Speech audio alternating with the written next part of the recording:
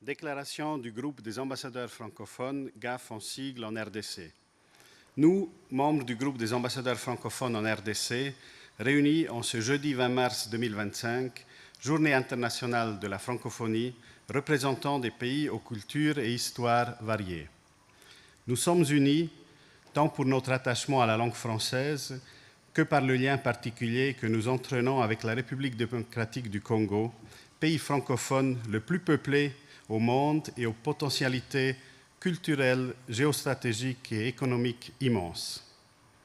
Alors que le pays fait actuellement face à une violation de sa souveraineté par le Rwanda, nous réaffirmons notre attachement à l'indépendance et à l'intégrité territoriale de tout pays francophone et de la République démocratique du Congo en particulier. Nous attachons la plus grande importance au respect de ce principe.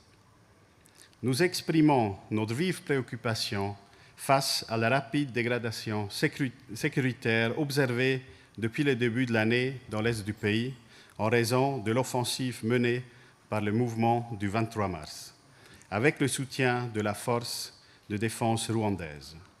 Cette offensive a conduit à la prise de contrôle principalement des villes de Goma et Bukavu, chefs-lieux du Nord et du Sud Kivu, les 28 janvier et 14 février 2025. Nous nous inquiétons des conséquences humanitaires dévastatrices de cette offensive et des violations des droits humains commises à l'égard des populations, en particulier les cas de violences sexuelles à l'égard des femmes et le recrutement forcé d'enfants soldats. Nous appelons à la cessation immédiate des hostilités, au retrait du M23 de toutes les zones qu'il occupe illégalement et au démantèlement des administrations parallèles illégitimes qu'il a mises en place. Nous demandons également aux forces de défense de tout pays tiers non invités de cesser tout soutien aux groupes armés rebelles précités et de se retirer immédiatement et sans condition du territoire congolais. Nous demandons la fin des attaques contre les civils, les personnels humanitaires et les personnels des Nations Unies. Nous soutenons les efforts diplomatiques déployés par la SADC, l'EAC, l'Angola et réaffirmons le rôle essentiel des processus de Luanda et de Nairobi. Nous appelons à la mise en place urgente d'un cessez-le-feu préalable à des pourparlers sincères entre la République démocratique du Congo et le Rwanda pour son soutien au M23.